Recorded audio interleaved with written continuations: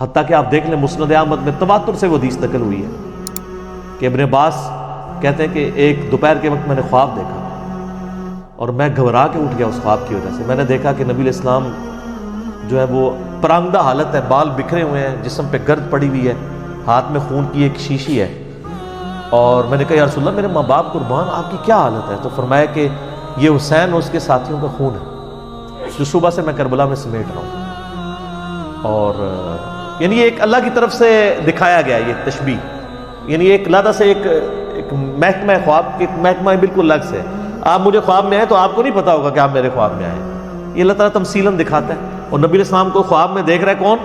صحابی. تو وہ تو کنفرم ہے، بخاری مسلم میں حدیث ہے جس نے مجھے خواب میں دیکھا میری شکل میں شیطان نہیں آ سکتا.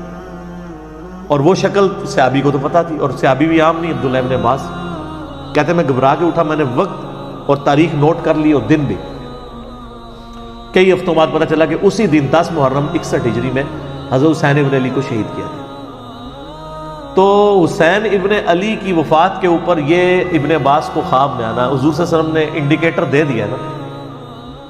اسی حدیث کو نقل کر کے اسماعیل دہلوی، جس کو دیوبند اور اہل حدیث جو اس وقت پریکٹیکلی یعنی ایک سمجھ لیں کہ یزید کے ٹھیکیدار بنے ہوئے ہیں اس کے دفاع کے اوپر، ان کے مشترکہ امام ہے اسماعیل دہلوی، شاہ ولی اللہ دہلوی کا پوتا.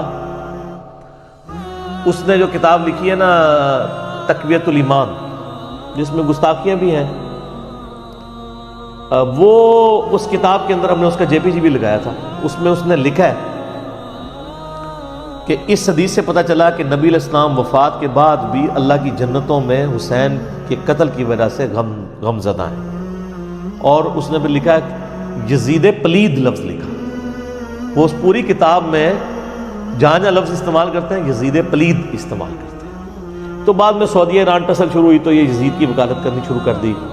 اہل حدیث تو خیر اس وقت ناسبیت اور یزیدیت کا جھنڈا اٹھائے ہوئے ہیں. دیوبند میں کم لوگ ہیں ایز کمپیئر ٹو اہل حدیث، اور بریلویوں میں تو بہت ہی کم. تو یہ میں آپ کو صرف ایک کمپیریزن بتا رہا ہوں کہ انسان کو اپنی اولاد سے جو محبت ہوتی ہے وہ تو آپ سوچ نہیں سکتے.